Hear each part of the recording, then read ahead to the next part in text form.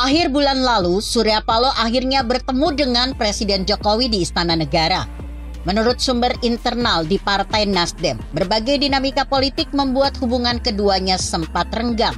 Salah satunya karena Partai Nasdem mendeklarasikan Anies Baswedan sebagai bakal calon presiden pada pemilu 2024. Biasanya sebulan sekali bertemu, minimal 2 bulan sekali. Ini sekarang hampir 3 bulan. Ucap sumber tersebut kepada reporter Detik X. Sumber tersebut membenarkan Paloh ditegur Jokowi karena dukungannya ke Anies memicu meningkatnya suhu politik. Setelah pertemuan itu, Paloh disebut langsung memerintahkan kader partainya menahan diri dan tidak membuat gaduh perpolitikan nasional. Itu langsung dikasih perintah ke DPP Partai Nasdem, ucapnya. Pertemuan Paloh dengan Jokowi terjadi sejak pukul 16.30 WIB. Tak berselang lama, elit Partai Nasdem berkunjung ke sekretariat bersama Partai Gerindra dan PKB. Itu terjadi sejak pukul 12.30 WIB pada hari yang sama. Wakil Ketua Umum Partai Gerindra, Habibur Rahman, tidak membantah bahwa pertemuan tersebut bagian dari penjajakan koalisi. Ini pertemuan tingkat tinggi, tentu mengarah ke koalisi. Tidak mungkin cuma ngopi-ngopi doang, kata Habibur Rahman kepada reporter Detik X. PKB menafsirkan pertemuan tersebut sebagai upaya Nasdem melakukan pendekatan. Hal itu terjadi baik PKB, Gerindra maupun Nasdem belum menentukan pasangan yang akan maju pada Pilpres. Kalau bergabung mungkin tidak langsung, tentu ada tahapan-tahapannya. Ucap Wakil Ketua Umum PKB, Jazilul Faiz kepada reporter Detik X. Jazilul mengatakan selama ini para ulama pendukung PKB menginginkan pengumuman pasangan calon capres-cawapres sebelum Ramadan. Menurutnya, Partai Nasdem saat ini juga sedang mempertimbangkan hal tersebut. Namun, Jazilul menilai untuk saat ini Anies tidak mungkin diusung oleh PKB Gerindra. Kalau dari luar, koalisi Gerindra dan PKB, saya belum melihatnya sebagai sesuatu yang objektif, tukasnya.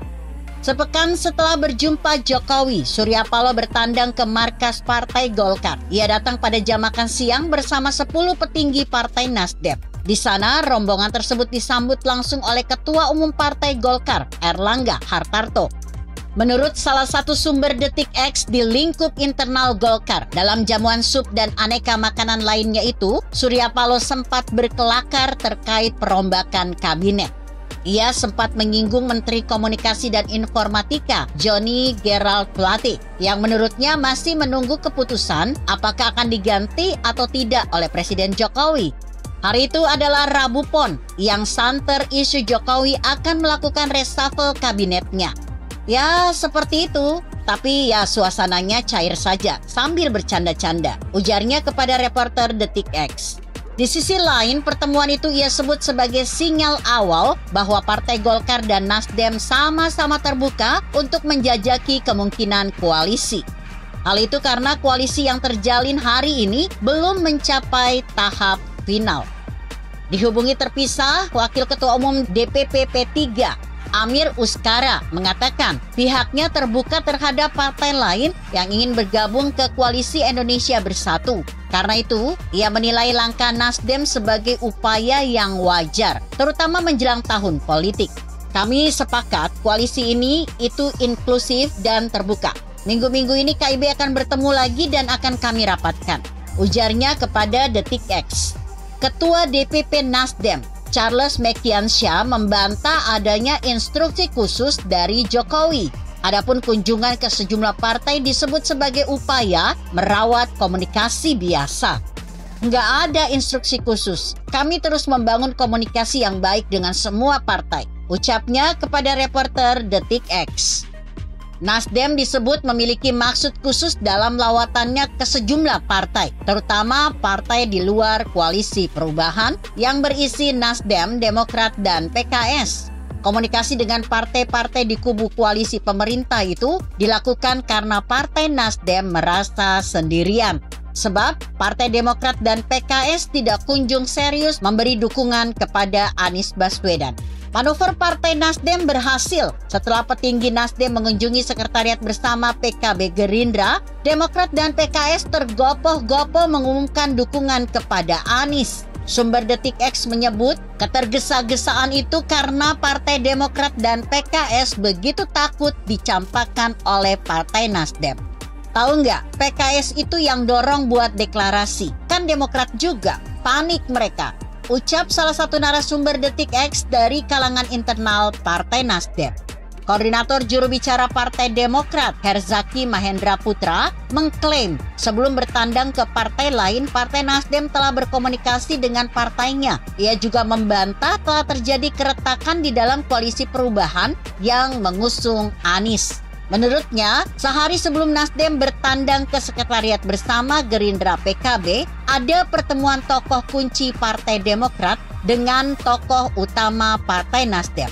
Dalam pertemuan itu, perwakilan Partai Nasdem memberitahukan agenda-agenda dengan sejumlah partai, sembari memberi garansi bahwa akan tetap solid bersama Partai Demokrat.